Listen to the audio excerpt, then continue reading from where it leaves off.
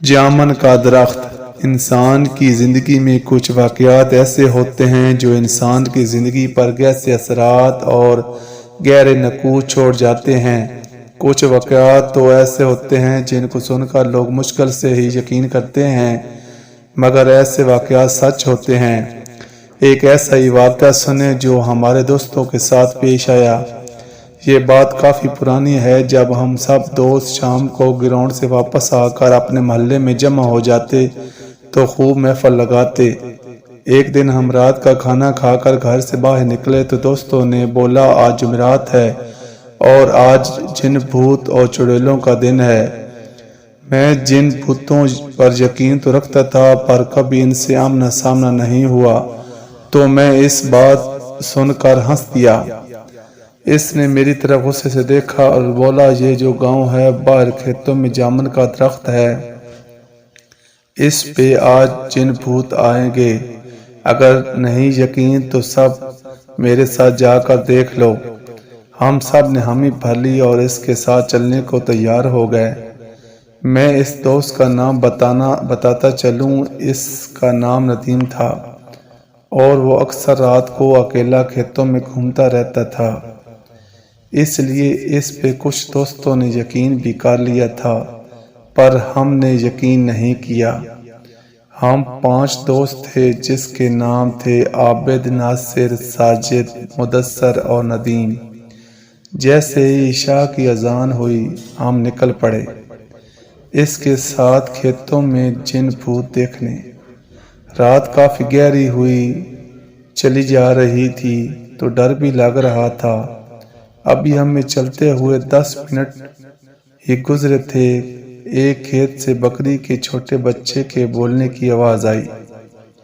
عابد نے بولا رکو، یہاں پاس سے کسی جانور کی آواز آ رہی ہے۔ سب رک گئے اور خاموشی سے آواز سننے کا انتظار کرنے لگے کہ کس طرف سے آواز آ رہی ہے۔ ابھی تھوڑی دیر ہی گزری تھی کہ بکری کے بچے کی آواز دوبارہ سنائی دی۔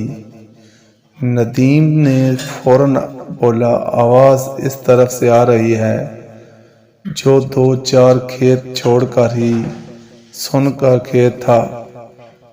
آواز وہاں سے آ رہی تھی۔ سردیوں کے دن تھے اور ان دنوں میں برسن عام ہوتا تھا۔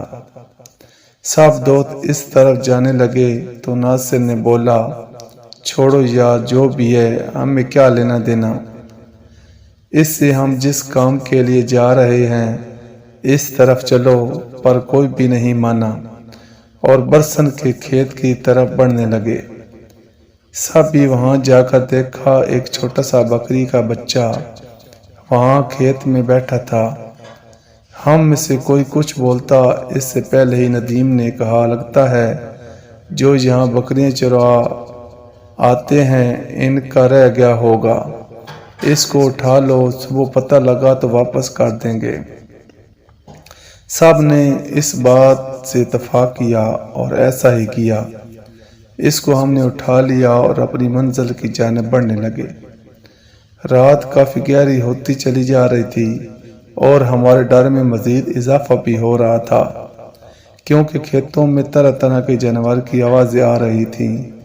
مدثر نے بولا یار ہم کو واپس جانا چاہیے، آگے بہت خطرہ ہے۔ سب اس پر ہنسنے لگے اور اس کو ڈرپوک کہنے لگے۔ خیر وہ خاموشی سے ان کے ساتھ چلتا رہا۔ پھر راستے میں ہمیں سیٹی کی آواز آنا شروع ہو گئی۔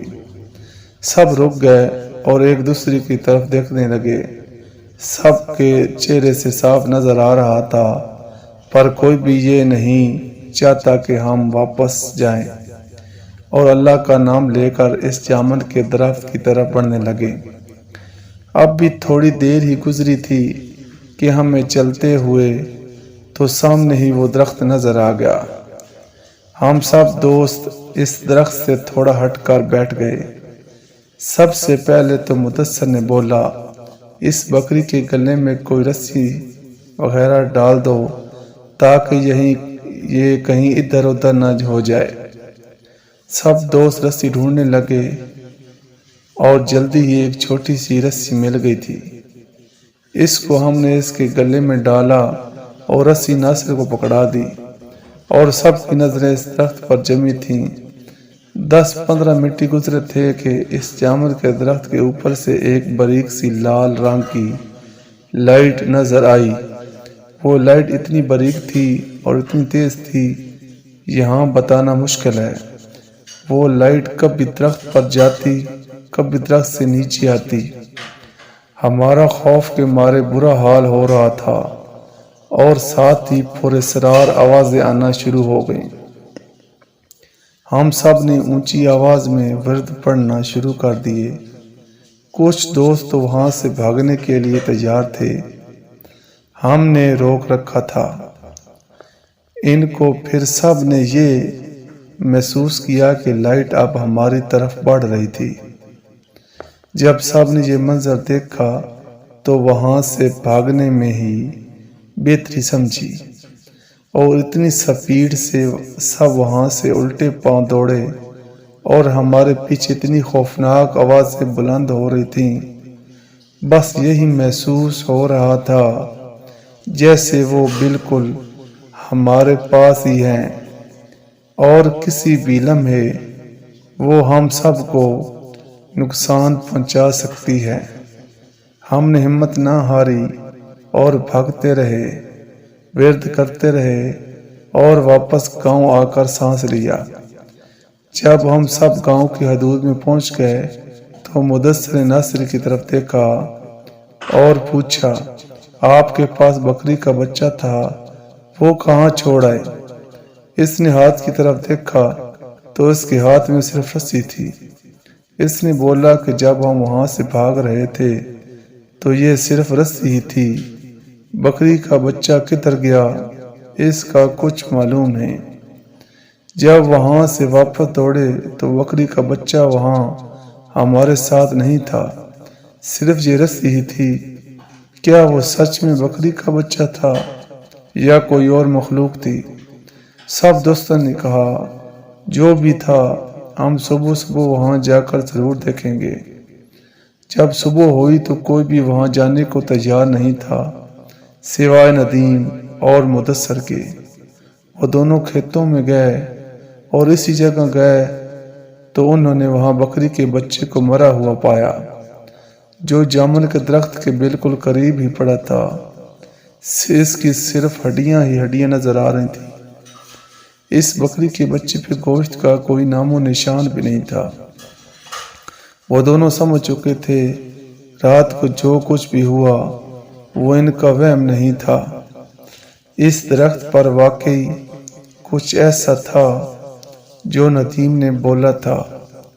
اس کے بعد وہ واپس آ گئے اور کبھی بھی رات کے ٹائم باہر گھومنے سے توبہ کر لی۔ معزز ناظرین کرام، اگر ویڈیو اچھی لگے تو لائک اور چینل کو سبسکرائب کر دیں۔ شکریہ۔ السلام علیکم ورحمۃ اللہ وبرکاتہ۔